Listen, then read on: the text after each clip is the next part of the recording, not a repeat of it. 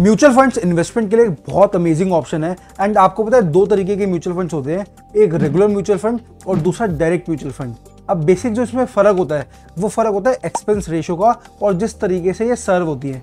देखो, जो regular mutual funds होते हैं वो आपको मिलते हैं डिस्ट्रीब्यूटर के थ्रू या फिर एक फाइनेंशियल एडवाइजर के थ्रू, और जो डायरेक्ट म्यूचुअल फंड होते हैं वो आप डायरेक्टली किसी भी एसेट मैनेजमेंट कंपनी AMC से परचेज कर सकते हो। अब आप खुद सोचो, कोई भी अगर चीज़ है जिसके अंदर मिडलमैन इन्वॉल्व है, मैं एग्जांपल देता हूँ, लेट्स से आपको कपड़े लेने हैं एंड आप कपड़े लेने हैं, एक ऑप्शन है आप रिटेलर पे जा रहे हो या दूसरा ऑप्शन है आप फैक्ट्री आउटलेट पे जा रहे हो।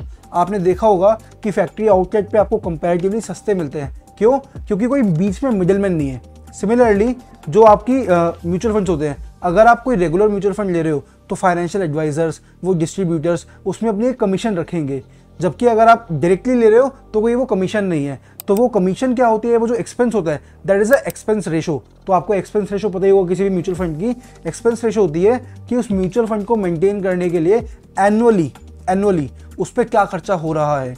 अगर मैं एक एग्जांपल दूं आपको, लेट्स से आप SIP कर रहे हो, सिस्टमैटिक इन्वेस्टमेंट प्लान, जिसमें आपने डिसाइड करा कि मैं 1000 रुपये हर महीने इन्वेस्ट करूंगा और अगले 25 साल तक करूंगा, और उसके बाद कितने मुझे रिटर्न मिलेंगे। तो 25 साल में आपकी जो कैपिटल इन्वेस्टेड होगी वो तो होगी 3 लाख रुपए। लेकिन जो आपका रेगुलर म्यूचुअल फंड है, लेट्स से कि वो जो म्यूचुअल फंड्स का एवरेज हम देखते हैं कि साल का 12% का उनको रिटर्न होता है, रेगुलर म्यूचुअल फंड का हम ले लेते हैं 2.5% की उसकी एक्सपेंस रेशो है, और जो डायरेक्ट है उसके हम ले लेते हैं कि 0.5% की है, और ऑन एवरेज 2% का फर्क देखने को मिल जाता है।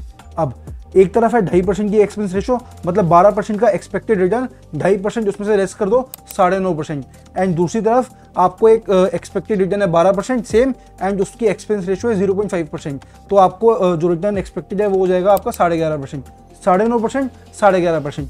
अगर आप इस तरीके से कैलकुलेट करते हो तो 25 साल बाद जो आप 1000 रुपये हर महीने इन्वेस्ट कर रहे हो, 25 साल के बाद जो आपने टोटल इन्वेस्ट 3 लाख रुपए करे हैं, आपके रेगुलर म्यूचुअल फंड में होंगे कुछ 12 लाख के आसपास, लेकिन आपके डायरेक्ट म्यूचुअल फंड में होंगे 17 लाख के आसपास।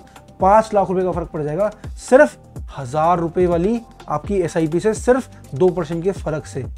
तो ये फायदा है डायरेक्ट म्यूचुअल फंड्स लेने का। एंड आपको अगर कोई भी AMC अगर आप ढूंढ रहे हो कि डायरेक्ट म्यूचुअल फंड आपको लेनी है, तो Angel One is the best option for you.